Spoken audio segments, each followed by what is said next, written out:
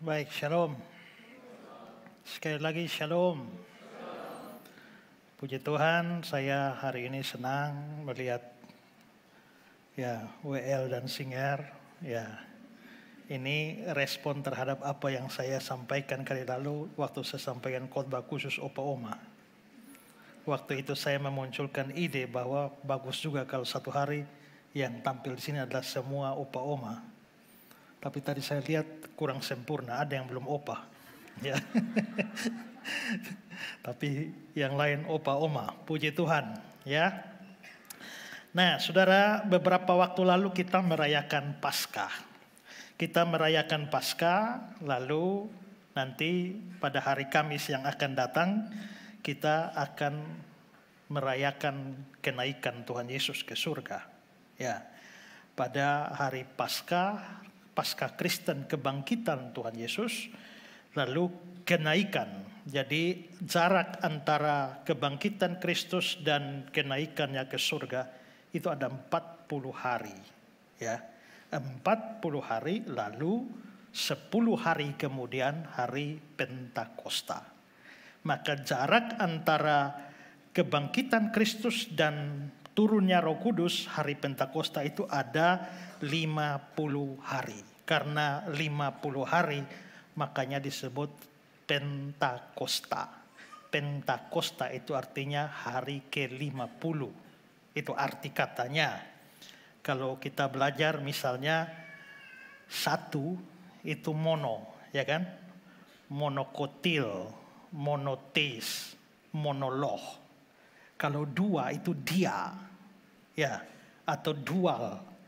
Dialog itu artinya dua orang. Ya. Dikotomi itu artinya ada dua di situ, ya. Kalau tiga itu ya tri, makanya ada tri tunggal, tri murti. Kalau empat itu apa? Tetra. Ya, 4 itu tetra, makanya 4 huruf mati dalam bahasa Ibrani Yod, He, Waw, He, atau dalam bahasa Indonesia YHWH yang kita sebut Yahweh, itu disebut tetragrammaton. Tetra itu 4. Kalau 5 itu penta, bukan panca. Itu panca itu bahasa Sanskerta, ya. Nah, 5 itu penta, makanya ada 5 kitab Musa, Kejadian, Keluaran, Imamat, Bilangan, Ulangan disebut Pentateuch. Ya, makanya ada di Amerika ada Pentagon. Ya, Pentagon itu artinya segi 5. Nah, maka itu 5 itu artinya penta. 6, kalau ada sudut 6 namanya seperti kotaknya di dalam sarang lebah itu ada segi 6 namanya heksagonal. Maka heksa.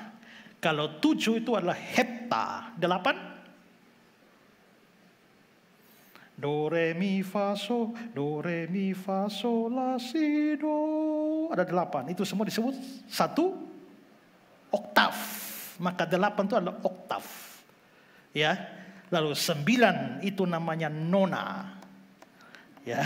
Dan 10 itu namanya deka. Makanya ada 10 hukum disebut dekaloh. Ya. Nah, itu begitu. Maka begitu tambah puluh di belakang dia menjadi konta atau kosta. Maka kalau 4 itu adalah tetra, 40 menjadi tetrakonta atau tetrakosta. Maka 5 itu adalah penta. 50 itu menjadi pentakonta atau pentakosta. Nah, itu angka-angkanya seperti itu. Makanya disebut hari Pentakosta, hari ke-50. Ingat, penta itu 5. 5 itu penta, bukan pante. Jadi jangan bilang Pantekosta. Itu terbalik.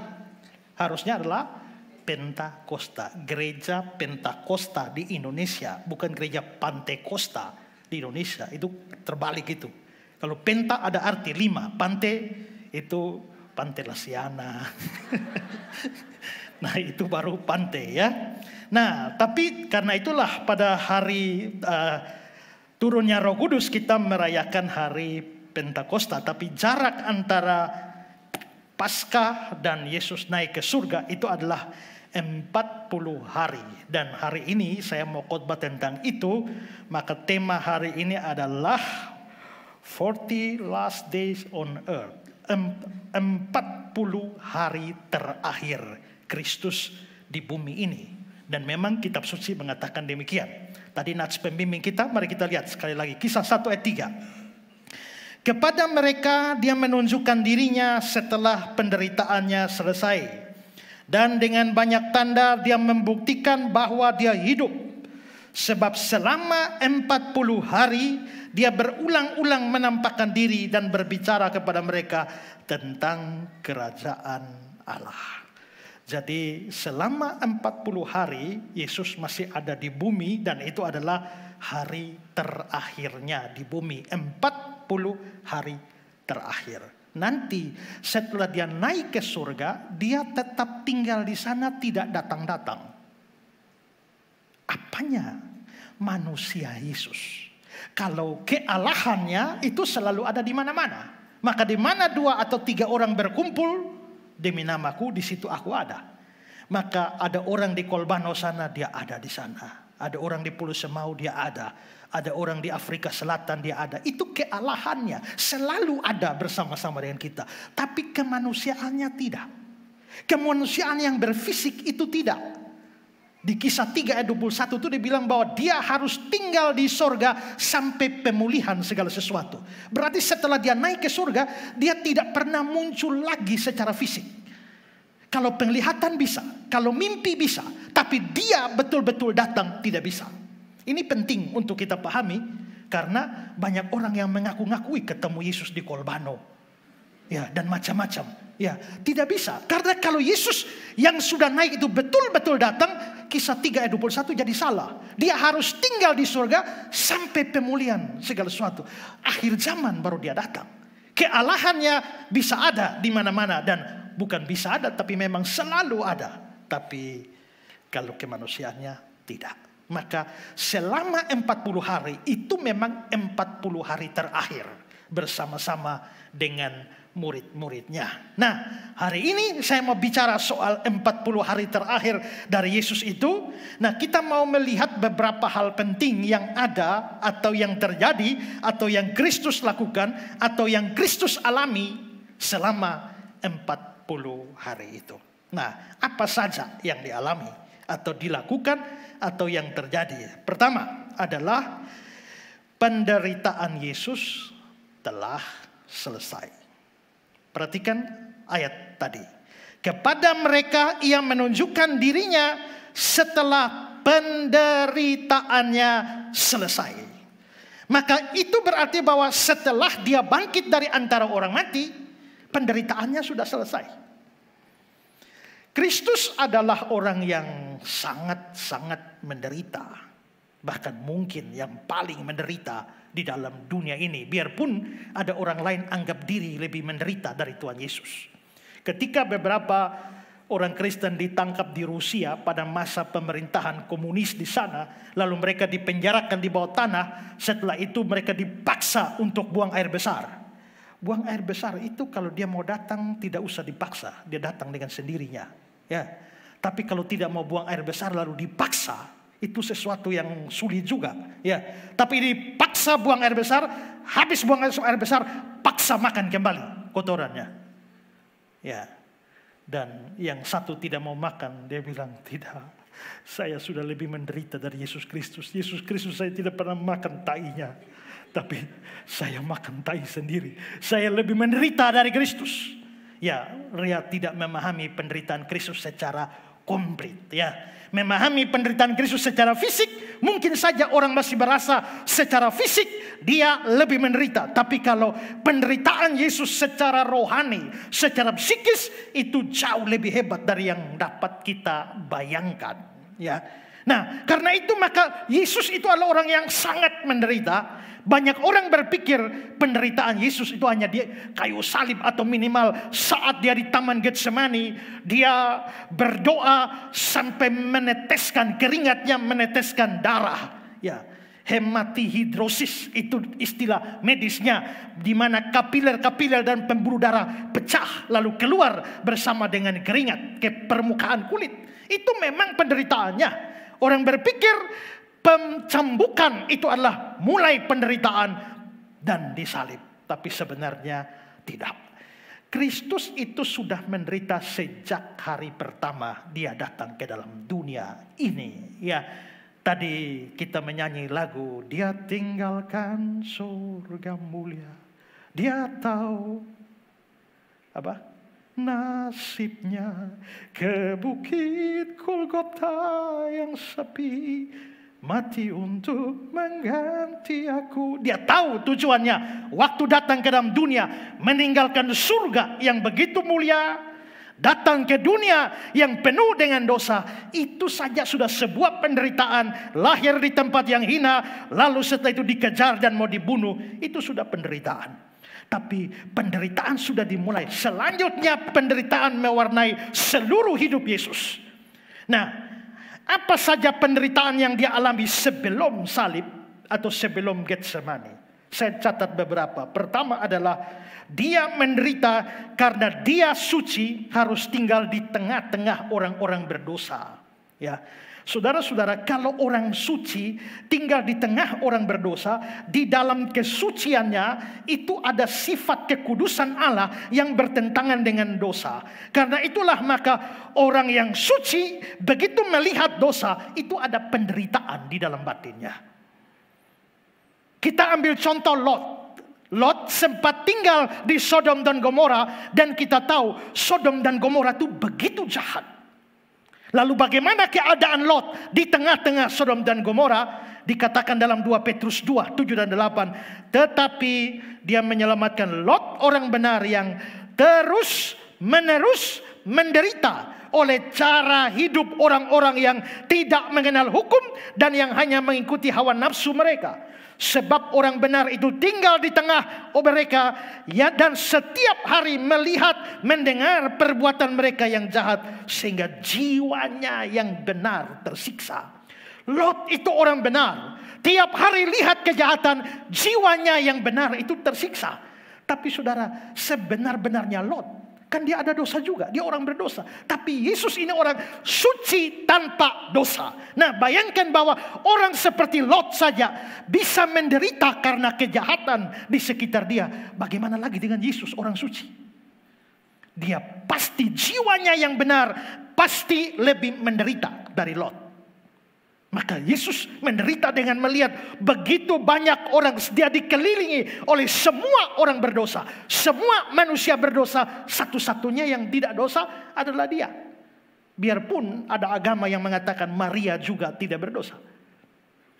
Ya, tapi kita percaya kitab suci hanya mengecualikan Kristus. Maka semua orang yang dia temui, semua orang yang dia ajak bicara, semua orang yang berelasi dengan dia, murid-murid sekalipun, semua berdosa. Maka tiap hari Yesus bersentuhan dengan dosa. Kemana saja dia pergi, selalu melihat dosa terjadi, dosa, dosa, dosa. Dan jiwanya yang benar itu menderita. Kedua adalah dia menderita karena dia taat kepada Bapa. Saudara, dia bukan hanya taat, tapi selalu taat. Allah Bapa bilang, kepadanya aku berkenan. Dia sendiri berkata, aku senantiasa berbuat segala sesuatu yang berkenan. Aku senantiasa berkenan. Kita ini hari ini berkenan, besok tidak berkenan. Hari Minggu datang gereja berkenan, pulang dari gereja di tempat parkir tidak berkenan. Ya kan? Nah, sampai di rumah tidak berkenan. Kita banyak tidak berkenannya, walaupun ada berkenannya. Yesus selalu berbuat yang berkenan. Taat itu menderita. Dan selalu taat itu membuat penderitaan. Coba, begitu orang datang caci maki kamu dari ujung sampai ujung, lalu begitu kamu mau balas, Tuhan bilang, ya ampunilah dia karena dia tidak tahu apa yang dia perbuat. Jangan, saudara sudah siap doa kutuk, Tuhan bilang jangan kutuk, berkatilah. Itu tidak mudah itu ya. Apalagi siapa tampar pipimu yang satu, beri pipimu yang lain. Walaupun itu tidak bermakna harfiah, tapi sukar untuk melakukan itu. Mau taat firman Tuhan, itu sulit. Makanya ada orang Kristen yang ditampar pipinya oleh orang lain. Dia biarkan firman Tuhan bilang siapa tampar pipi satu kasih yang lainnya. Lu tampar satu, sekarang yang satu lagi. Maka dipukul, habis dipukul dia bilang, oke, sekarang masalah Alkitab sudah selesai. Sekarang masalah laki-laki dengan laki-laki. Sudah siap. Tidak mudah taat. Yesus taat dan dia menderita. Dan ketaatan seumur hidup. Justru karena ketaatan itu jugalah. Ya Bapa, jikalau sekiranya mungkin cawan ini lalu. Tapi jangan kehendakku, kehendakmu jadi. Berarti taat. Ketaatan itulah yang membawa dia ke atas salib. Seandainya dia tidak taat, tidak perlu ke salib. Maka taat membuat Yesus menderita. Ketiga adalah dia menderita juga karena serangan setan. Setan sangat memusuhi dia. Begitu dia mau tampil pelayanan, habis dibaptis. Setan cegah dia di padang gurun. Karena begitu setan datang, jika engkau anak Allah, ubah batu-batu jadi roti. Jika engkau anak Allah. Kenapa setan bilang jika engkau anak Allah? Karena dia baru habis dibaptis. Waktu keluar dari air, datang suara Bapa, inilah anakku. Berarti dia anak Allah. Inilah anakku, jika engkau anak Allah. Setan tepa di bawah. Langsung setelah dia dibaptis, langsung diserang. Dan sekalipun dia memenangkan pertarungan lewat 3 kali pencobaan. Tapi salah satu hal positif dari setan ini, yang menurut saya perlu ditiru, adalah setan tidak mudah putus asa. Ya kan? Setan itu tidak mudah putus asa. Sekali gagal, dia pasti akan usaha lagi. Pasti akan cobai lagi. Perhatikan Lukas 4 ayat 13. Sesudah iblis mengakhiri semua pencobaan itu, dia akan kalah. Dia mundur daripadanya dan menunggu waktu yang baik. Dia tidak putus asa. Dia tunggu waktu yang baik. Sebentar lewat Petrus, sebentar lewat orang Yahudi yang lain, sebentar lewat ini lalu lewat Yudas Iskariot dan lain sebagainya. Pokoknya dia serangan. Dan sepanjang hidupnya Yesus menderita karena serangan setan ini. Penulis surat Ibrani mengatakan, Ibrani 2 ayat 18, sebab oleh karena dia sendiri telah menderita karena pencobaan. Dia menderita karena pencobaan. Keempat, dia menderita karena ketidakpercayaan atau kebencian orang-orang di sekitar dia. Bukankah dia Allah? Kalau dia Allah, maka dunia ini diciptakan oleh dia. Seluruh alam semesta dicipta oleh dia.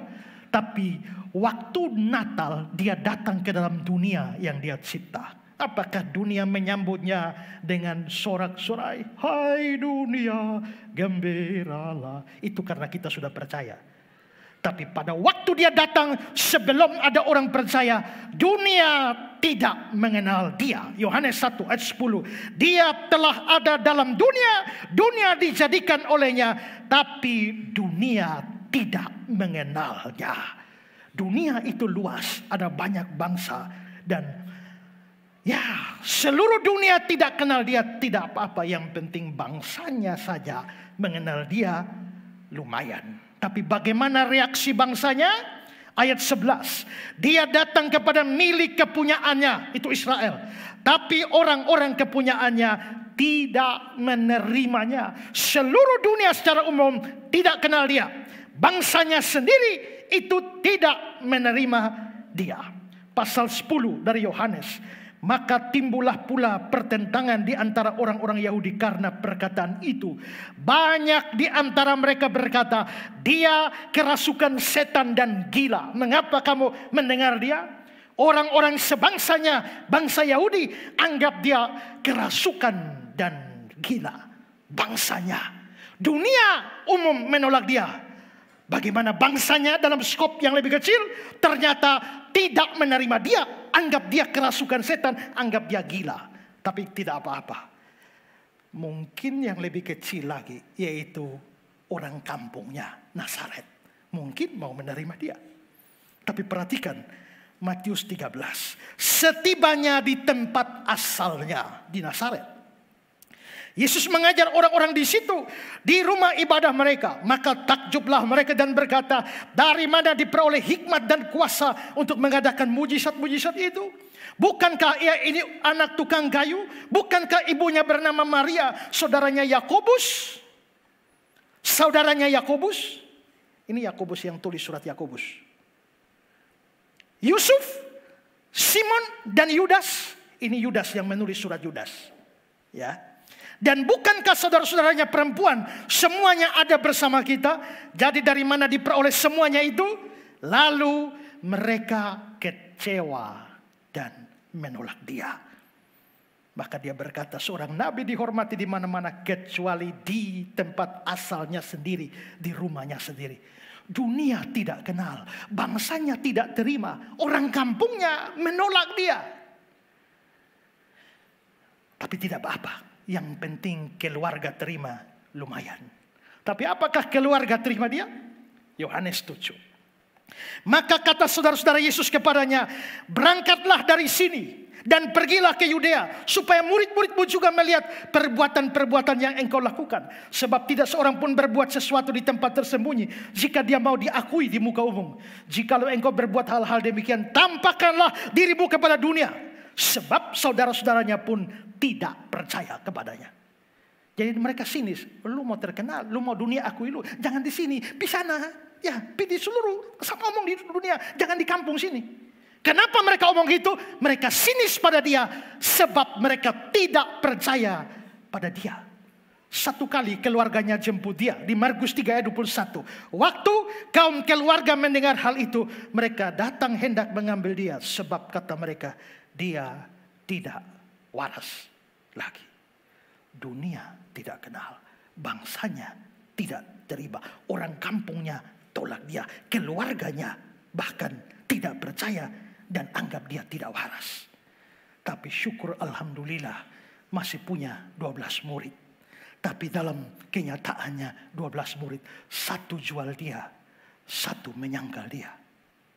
Lalu yang lain di mana? Waktu dia disalib, hilang semua. Maka saudara, kita bisa lihat bahwa Yesus itu begitu menderita luar biasa. Dia menjadi orang yang begitu sangat sendirian di dunia ini. Dan berarti dia menderita terus, setiap hari menderita. Dan puncak, klimaks penderitaannya adalah dia harus sendirian di Getsemani. Suruh ajak 2 murid ikut berdoa pun hanya tidur saja, ya. Dan dari situ dia pergi ke ruang sidang, lalu akhirnya menuju ke Golgota dan menerima semua sengsara dunia ini. Kristus sangat menderita luar biasa. Tapi setelah bangkit, selesai seluruh penderitaan. Selesai. Nah, saudara-saudara, satu hal yang kita perlu ketahui bahwa secara teologis, apa yang Kristus alami itu sebenarnya adalah di satu sisi kebalikan dari apa yang harus kita alami ketika kita percaya. Tapi di sisi lain itu menjadi pola yang harus kita alami persis seperti yang dia alami. Kebalikan itu apa? Misalnya anak Allah dari tempat tinggi datang ke tempat rendah supaya kita dari tempat rendah bisa ke tempat tinggi. Anak Allah jadi manusia supaya manusia jadi anak Allah. Dia mati supaya kita hidup. Dia terkutuk supaya kita diberkati. Dia ditinggalkan Bapa supaya kita diterima Bapa. Berkebalikan. Tapi di sisi yang lain, semua yang dia alami itu harus dialami oleh kita yang percaya. Walaupun tidak secara harfiah. Misalnya, dia disalibkan dan mati. Kalau dia disalibkan dan mati dan kamu percaya kepada dia, kamu juga harus disalibkan dan mati. Tidak harus harfiah. Tapi perhatikan Roma 6 ayat 6 dan 8. Karena kita tahu manusia lama kita telah turut disalibkan. Telah turut disalibkan dengan siapa? Dengan Kristus. Supaya tubuh dosa kita hilang kuasanya, agar jangan kita menghambakan diri lagi kepada dosa. Ayat 8. Jadi jika kita telah mati dengan Kristus, Kristus mati, kita mati. Kolose 2 ayat 20. Kamu telah mati bersama-sama dengan Kristus. Kristus mati, kita juga ikut mati. Terus Kristus bangkit dan hidup. Bagaimana dengan kita? Ikut. Roma 6 ayat 8. Jadi jika kita telah mati dengan Kristus, kita percaya kita akan hidup juga dengan dia. Dia mati, kita mati. Dia hidup, kita hidup. Dia bangkit, kita bangkit. Kolose 2 ayat 12. Dan di dalam dia kamu turut dibangkitkan. Efesus 2 ayat 6. Dan di dalam Kristus Yesus dia telah membangkitkan kita juga. Dia mati, kita mati.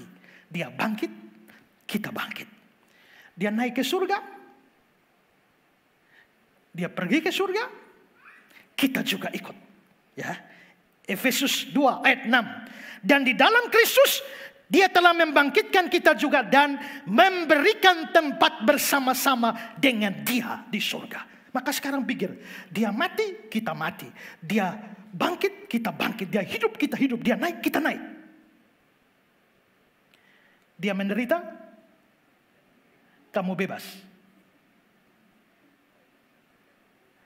Tidak bisa.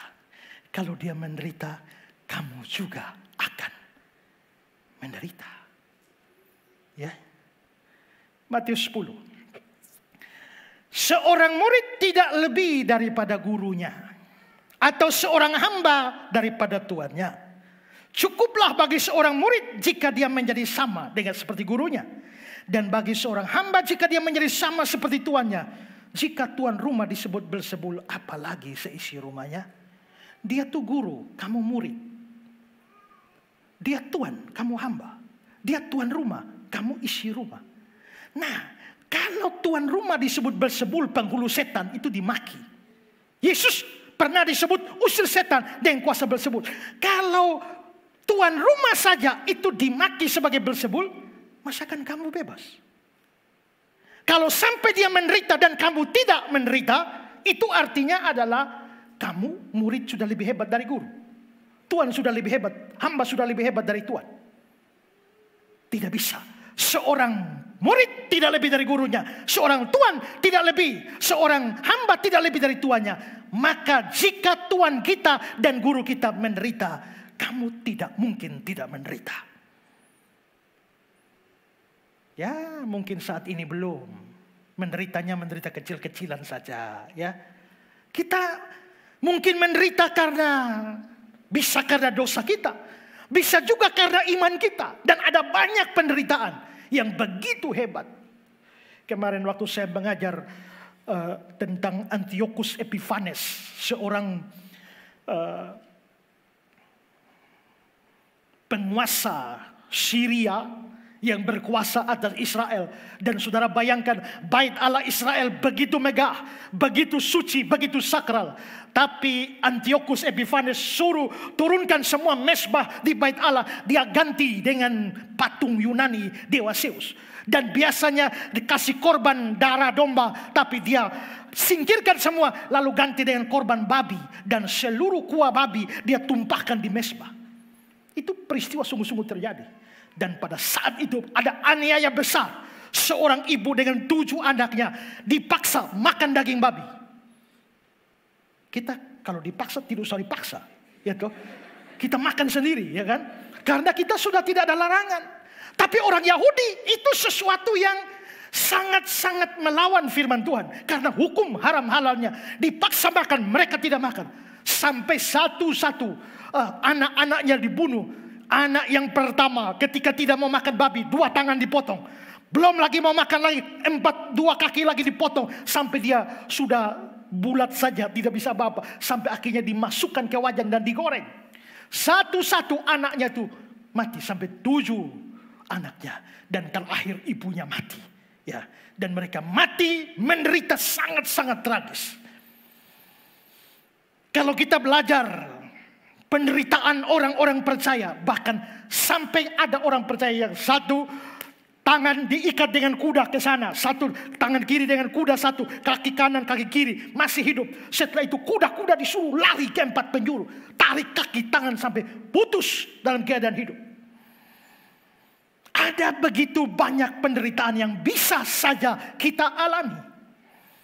Walaupun mungkin kita sekarang belum mengalami aniaya yang begitu besar. Tapi hidup ini kan, bukankah kita semua sadar bahwa ada begitu banyak penderitaan. Kita bisa menderita karena iman kita. Kita bisa menderita karena dosa kita juga. Kita bisa menderita karena dosa orang lain. Ini tidak bisa lepas dari hidup kita. Kristus mati, kita mati. Dia bangkit, kita bangkit. Dia naik, kita naik. Dia menderita, kita juga menderita. Dan penderitaannya selesai. Apa? Kita juga akan selesai. Maka itu berita baik bahwa Kristus menjadi pola. Dan saat kita bersama-sama dengan dia nanti, seluruh penderitaan memang selesai. Dalam Wahyu 7 ayat 17 dikatakan, Allah akan menghapus segala air mata dari mata mereka. Pasal 21 ayat 4, dia menghapus segala air mata dari mata mereka. Maut tidak akan ada lagi. Tidak akan ada lagi perkabungan atau ratap tangis atau duka cita. Sebab segala sesuatu telah berlalu. Kristus menderita hebat. Tapi dia taat sampai mati. Lalu setelah itu, itulah sebabnya Allah meninggikan dia dan mengaruniakan kepadanya nama di atas segala nama. Mengapa Allah begitu meninggikan dia? Karena dia pernah begitu direndahkan. Itulah sebabnya sekarang dia harus ditinggikan. Dia pernah menderita begitu luar biasa. Maka sekarang dia dimuliakan secara luar biasa. Begitu juga kita yang menderita karena Kristus. Ada saat di mana kita dimuliakan lebih daripada penderitaan. 2 Korintus 4.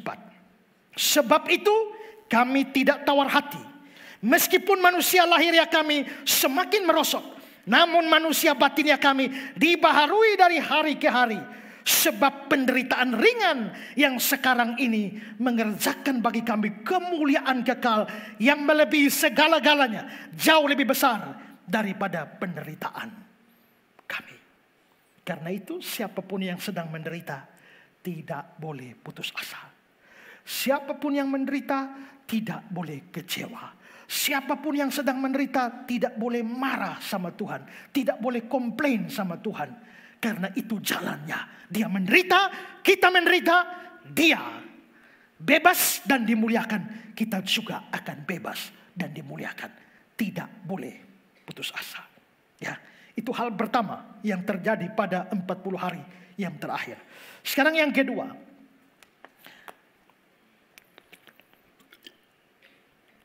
Kebangkitannya sangat pasti. Perhatikan ayat 3. Dengan banyak tanda, dia membuktikan bahwa dia hidup. Jadi Yesus yang memberikan tanda. Yesus yang memberikan bukti sendiri tentang kehidupannya setelah kematian. Jikalau sebelumnya para imam kepala ahli Taurat mengarang sebuah berita dusta bahwa mayat Yesus dicuri oleh para muridnya, kini semua cerita bohong itu dibantah melalui bukti-bukti yang Yesus berikan sendiri. Tapi saudara, di Kisah 1 ayat 3 tadi, itu kata bukti yang muncul di sana, itu dalam kata Yunaninya adalah tekmerios. Coba saudara lihat, ini teks Yunani yang saya berikan, itu adalah tekmeriosis. Nah, kata tekmeriosis ini itu muncul di seluruh perjanjian baru hanya satu kali saja di sini. Kalau dia muncul di banyak ayat, kita bisa studi kata ini dari konteks ini artinya apa. Tapi karena dia muncul satu kali saja, kita sukar untuk mengetahuinya. Tapi ini bahasa Yunani. Kalau bahasa Yunani, maka kita mau tahu apa artinya, kita harus melihat penggunaannya oleh orang-orang Yunani. Nah, ada dua filsuf Yunani yang terkenal, yakni Plato dan Aristoteles. Pada waktu Plato dan Aristoteles menggunakan kata Yunani tekmeriosis, itu mereka tidak hanya bicara soal bukti. Tekmeriosis bukan hanya bukti. Tekmeriosis itu artinya bukti yang tidak bisa diragukan, bukti yang tidak bisa dibantah, bukti yang sangat pasti, bukti yang sangat kuat, bukti yang tak bisa ditolak. Itu tekmeriosis. Sekarang saya berikan dari kamus. William Mons berkata, tekmerion itu tanda yang tak diragukan, bukti yang jelas. Lalu dari Strong Hebrew and Greek Dictionary, dari James Strong, dia bilang tekmerion itu bentuk netral yang diduga diturunkan dari kata tekmer. Tujuan atau batas yang tetap, sebuah tanda yang menentukan sebuah fakta, yaitu kriteria kepastian, bukti yang tak terbantahkan. Maka terjemahan kita, Alkitab kita bilang dia memberikan bukti, itu tidak terlalu kuat. Bandingkan dengan versi King James yang mengatakan many infallible proof. Banyak bukti yang tidak mungkin salah, tidak mungkin terbantahkan. Dalam ESV, banyak bukti yang meyakinkan. Dalam Women New Testament, banyak bukti yang pasti. Berarti Yesus pada waktu berikan bukti kebangkitan itu tidak bisa diragukan. Tidak bisa ditolak. Sangat pasti. Maka selama 40 hari terakhir di bumi ini, Yesus memberikan bukti yang sangat meyakinkan, tidak diragukan, pasti, tidak dapat dibantah, tidak dapat disalahpahami bahwa dia memang bangkit dari antara orang mati. Perhatikan kata-kata dari Albert Barnes. Dengan banyak bukti yang tak terbantahkan. Kata yang diterjemahkan di sini sebagai bukti yang tak terbantahkan tidak muncul di tempat lain dalam Perjanjian Baru. Dalam penulis bahasa Yunani, kata tersebut menunjukkan tanda atau argumen yang tak bisa diragukan, sehingga sesuatu bisa diketahui dengan pasti. Di sini artinya sama, bukti bahwa Yesus hidup tidak bisa menipu, atau dalam hal ini bukti yang tidak mungkin mereka salah dalam memahaminya. Bukti Yesus bangkit tidak bisa disalahpahami, tidak bisa dibantah, tidak bisa diragukan. Memangnya bukti itu apa saja? Ada banyak bukti. Yesus yang bangkit, pertama, dia muncul kepada beberapa orang di tempat yang berbeda-beda. Kedua, dia sempat makan dan minum bersama-sama dengan mereka. Tiga, dia bertemu dengan mereka di Galilea sesuai dengan janjinya. Keempat, dia mengizinkan tubuhnya dipegang atau diraba. Kelima, dia mengajar mereka lagi tentang kerajaan Allah. Keenam, dia muncul lebih kepada 500 orang sekaligus berdasarkan 1 Korintus 15 ayat 6. Yang ketujuh, dia melanjutkan penampakannya kepada publik selama 40 hari. Penampakan kepada publik itu, ya, itu selama 40 hari. Itu bisa kita lihat contoh kepada Maria Magdalena, Maria yang lain, kepada 2 murid yang berjalan ke Emmaus, kepada Simon Petrus, kepada 10 rasul ketika Thomas tidak ada. Semua ini terjadi pada hari kebangkitan. Selanjutnya kepada 11 murid saat Thomas sudah ada. Kepada 7 murid di Galilea, di Danau Tiberias. Selanjutnya adalah kepada Yakobus berdasarkan 1 Korintus 15 ayat 7. Lalu terakhir adalah ketika dia bersama-sama dengan mereka di Betania sebelum akhirnya dia terangkat ke surga dan dilihat dengan mata telanjang oleh mereka. Semua bukti ini sudah lebih dari cukup, bahkan sangat meyakinkan serta menghilangkan semua keraguan bahwa dia betul-betul hidup.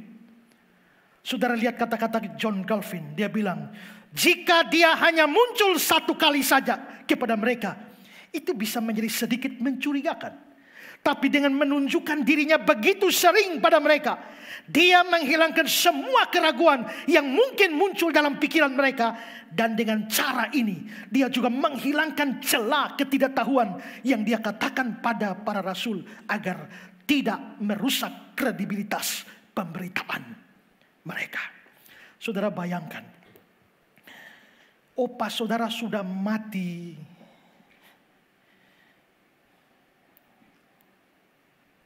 10 tahun lalu. Waktu saudara pergi beli ikan di pasar, tiba-tiba di antara kerumunan orang saudara lihat ada seseorang mukanya seperti opah. Sementara saudara lihat dia lihat saudara dan bilang, "Hai." Begitu dia hai, saudara mau lari, dia hilang dalam kerumunan. Pulang saudara cerita apa di orang di rumah? Pasti heboh bukan? Tapi berapa orang yang percaya bahwa opah sudah bangkit?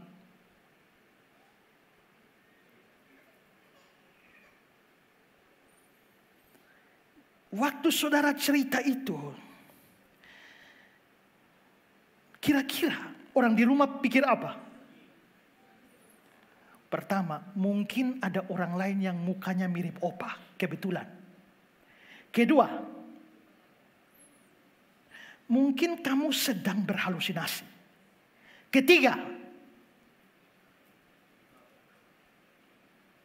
mungkin kamu sedang mengalami suatu peristiwa supranatural.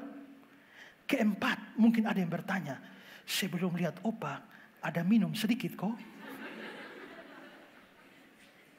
Saya kira kalau hanya muncul seperti itu, maka ada terlalu banyak keraguan bisa diberikan kepada pengalaman itu. Tapi bagaimana seandainya orang tua di pasar itu yang mirip kakek Anda, dia tahu-tahu datang, mendatangi Anda, lalu dia berbicara dengan Anda dan dia menyatakan, dia adalah kakek Anda. Setelah itu dia menjabat tangan Anda, memegang kepala Anda, mencium Anda. Lalu dia mulai bercerita tentang pengalaman-pengalamannya dengan Anda. Bagaimana waktu Anda sakit dulu tahun sekian, dia menggendong Anda.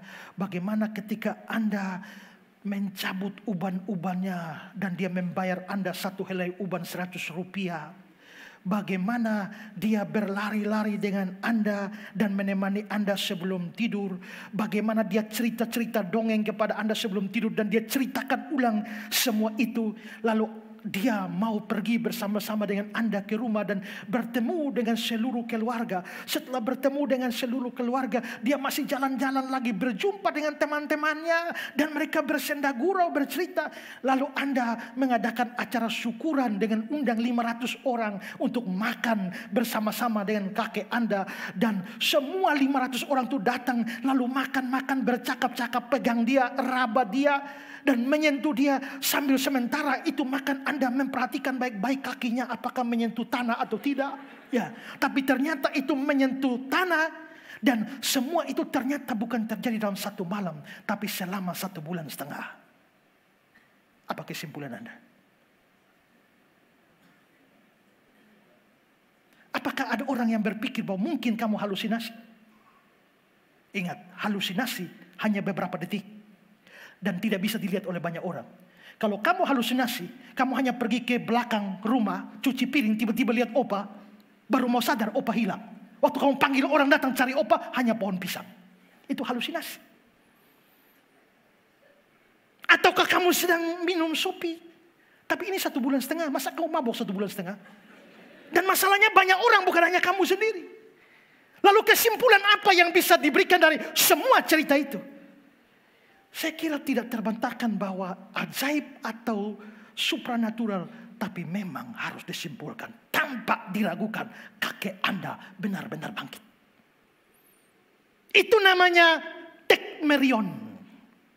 Itu artinya bukti yang tak bisa dibantah, bukti yang tidak bisa ditolak atau disalah mengerti. Tapi mungkin ada orang yang kritik, memang kalau lihat cerita-cerita itu pasti Yesus bangkit. Tapi dari mana kita tahu cerita itu asli? Jangan-jangan ada konspirasi besar, mega konspirasi antara orang Kristen perdana dengan para rasul. Mereka menciptakan cerita untuk mendukung kebangkitan Yesus, padahal sebenarnya Yesus tidak bangkit. Tapi saudara, menurut saya sangat sulit untuk kemungkinan itu. Karena yang melihat Yesus bangkit ini lebih dari 500 orang. Pertanyaannya adalah sebuah rekayasa untuk menciptakan cerita bohong Yesus bangkit. Dengan melibatkan 500 orang itu sangat rawan untuk bocor. Kita 3 orang bikin sebuah kesepakatan bohong. Nanti kalau ditanya-tanya satu-satu, itu bisa ketahuan bohongnya. Apalagi 500. 3 orang murid sekolah A, B, dan C. Mereka main game pada waktu pelajaran. Waktu dari rumah, mereka sudah mampir main game baru pergi ke sekolah terlambat. Mereka sudah sepakat. Nanti ibu guru tanya, kenapa terlambat? Bilang saja, mobil yang kita tumpangi bannya bocor. Oke. Maka mereka masuk terlambat. Ibu guru minta maaf. Mobil yang kami tumpangi bannya bocor. Ibu guru bilang, semua murid keluar dari kelas. Tinggal kalian 3. Satu duduk di sana, satu duduk di sini, satu di sini. Sekarang bagi kertas satu-satu. Ujian. Ban bagian mana yang bocor? Isi masing-masing. Maka bingunglah mereka. Waktu mereka bikin cerita bohong bahwa ban mobil pecah, mereka lupa mempertimbangkan ban mana dan sepakat ban mana. Terlalu mudah cerita bohong itu dibongkar. Padahal hanya 3 orang. Bagaimana bikin sebuah cerita bohong yang melibatkan 500 orang? Bukankah itu cerita yang terlalu mudah dibongkar? Tapi bukan hanya mau melindungi diri. Paulus bahkan menantang semua orang. Ayat 6, 1 Korintus 15. Sesudah itu dia menampakkan diri kepada lebih dari 500 saudara sekaligus. Kebanyakan dari mereka masih hidup sampai sekarang. Maksudnya apa? Itu bisa dicek. Bisa diundang untuk podcast. Lalu wawancara dan cari tahu. Itu berita yang sangat meyakinkan. Karena itu tidak mungkin ada persekongkolan di sini. Kedua, saudara, kita hanya bisa bersekongkol dengan orang yang sepikiran dengan kita, bukan? Mana mungkin kita bisa bersekongkol dengan orang yang tidak sejalan pikirannya dengan kita, atau tidak setujuan pikirannya dengan kita.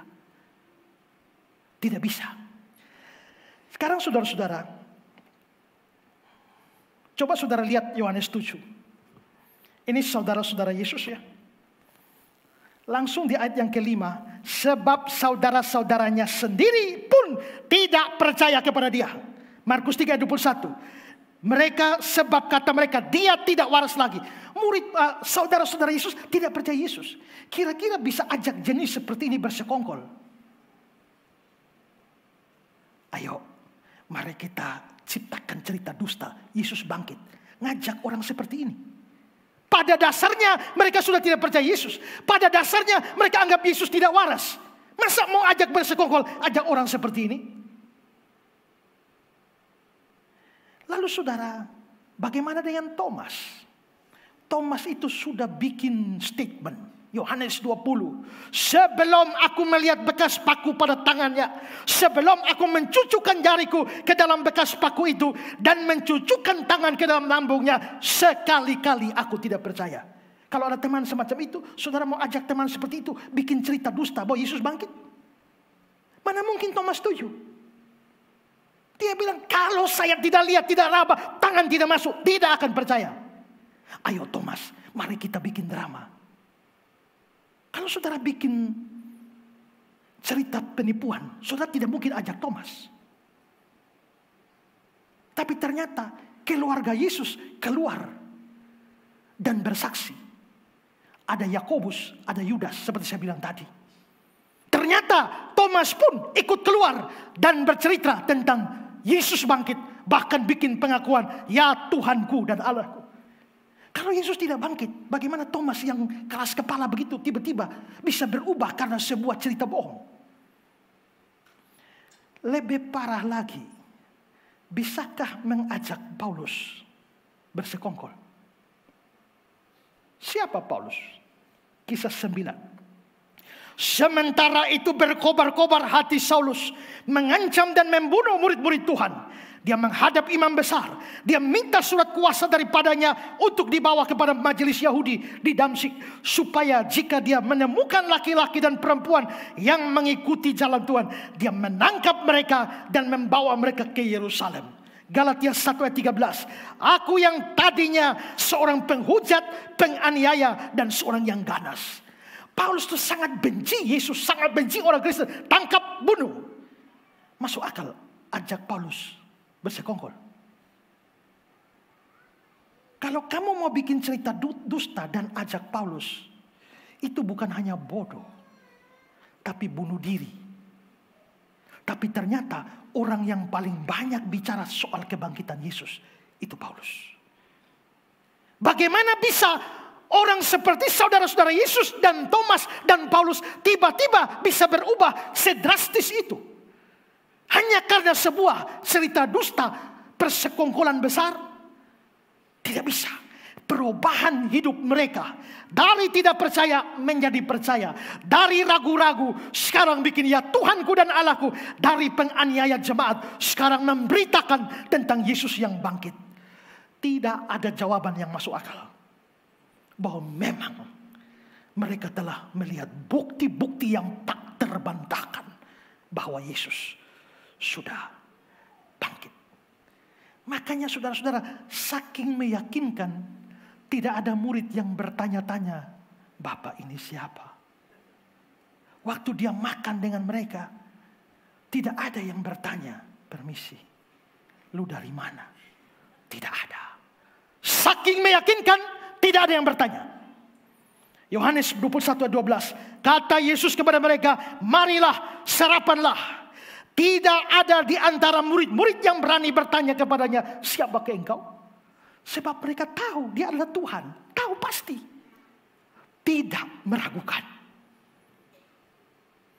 Karena itu maka fakta selama 40 hari terakhir di dunia, Kristus memberikan bukti yang begitu kuat bahwa dia betul-betul bangkit dari antara orang mati.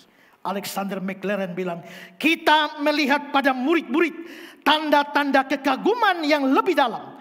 Mereka tidak banyak bicara. Paling-paling mereka berkata, Guru, ya Tuhanku dan Allahku. Tidak ada di antara murid-murid yang berani bertanya, siapa engkau? Bahkan Petrus hanya berani mengatakan, Tuhan, engkau tahu segala sesuatu. Dan hanya menanyakan satu kali, Tuhan, apakah yang terjadi dengan dia ini? Yohanes yang mengingat dengan sangat mengharukan waktu yang diberkati ketika dia bersandar pada dada Yesus pada waktu makan malam. Sekarang hanya mengikuti dengan rendah hati. Sementara yang lain duduk diam dan kagum di samping api aneh di tepi danau yang sepi. Semua diam, tenang. Tidak ada yang bertanya apa-apa lagi. Karena mereka tahu pasti bangkit. Tidak diragukan. Karena itu tidak ada alasan bagi kita hidup di zaman apa saja, hidup di zaman modern ini untuk menolak fakta Yesus itu bangkit. Cerita Yesus bangkit itu bukan dongeng, bukan mitos. Seperti yang dikatakan Rudolf Bultmann dalam bukunya The Mythology in the New Testament. Bultmann berkata di dalam Alkitab cerita Injil ada banyak cerita mitos dan dongeng. Salah satu cerita dongeng adalah Yesus bangkit. Itu bukan metafora atau gambaran seperti yang dikatakan teolog-teolog liberal. Yesus betul-betul bangkit. Itu fakta sejarah yang tak terbantahkan. Karena itu berbahagialah saudara yang bisa percaya. Tapi celakalah yang tidak mau percaya. Karena kepercayaan ini sangat penting menentukan keselamatan kita. Roma 10 ayat 9. Sebab jika kamu mengaku dengan mulutmu Yesus adalah Tuhan, percaya dalam hatimu bahwa Allah membangkitkan dia dari antara orang mati, maka kamu akan diselamatkan. Kalau kamu tidak percaya Yesus bangkit, tidak mungkin selamat. Dan syukurnya adalah kita bukan hanya percaya buta, tapi percaya dengan bukti yang tak terbantahkan. Kapan semua bukti itu diberikan? Dalam 40 hari terakhir Kristus di bumi. Maka 40 hari terakhir di bumi ini, pertama penderitaan Kristus selesai. Kedua adalah bukti kebangkitan itu dinyatakan secara meyakinkan. Dan sekarang yang ketiga, sikap dan tindakan Kristus tidak berubah. Kita tahu Yesus hidup selalu dengan murid-muridnya selama lebih dari 3 tahun. Dalam kurun waktu itu, dia melakukan banyak hal terhadap mereka. Dan para murid sangat mengenal sosok Yesus melalui perbuatannya, kasihnya kepada mereka maupun kepada banyak orang. Dia lalu mati, dikubur selama 3 hari. Setelah itu bangkit. Nah, satu hal yang perlu kita ketahui adalah apakah setelah dia mati dan bangkit, apakah ada perubahan sikap dari Yesus di sini dan di sini? Sebelum dia mati ada banyak hal yang sudah dia lakukan, baik kepada murid-muridnya maupun kepada orang banyak. Dia memberikan kesempatan bertobat kepada mereka yang berdosa dan memulihkan mereka. Dia memberikan penghiburan kepada mereka yang ada dalam duka cita dan kesedihan. Dia memberikan pengharapan kepada mereka yang sedang putus asa. Dia mengecam ketidakpercayaan mereka, tapi dengan lembut membimbing mereka sampai pada kepercayaan. Dia mengajar banyak orang tentang kebenaran kerajaan Allah dan juga tentang siapa dirinya. Dia memberikan makan kepada orang-orang yang lapar. Dia menyembuhkan orang sakit dan dia mengutus murid-muridnya. Semua itu dia lakukan sebelum dia mati. Dan setelah dia mati, bangkit pada waktu 40 hari terakhir di bumi ini. Apakah ada perbedaan antara dia sebelum mati dan dia sesudah bangkit? Ternyata tidak. Itu dilihat dari fakta. Dia masih memberikan penghiburan kepada yang sedih. Dia menghibur Maria Magdalena yang menangis. Dia masih mengampuni dan berikan pemulihan kepada Petrus yang telah menyangkal dia. Dia masih memberikan kesempatan kepada Thomas yang ragu-ragu supaya menjadi percaya. Dia masih mengajar 2 murid dalam perjalanan ke Emmaus.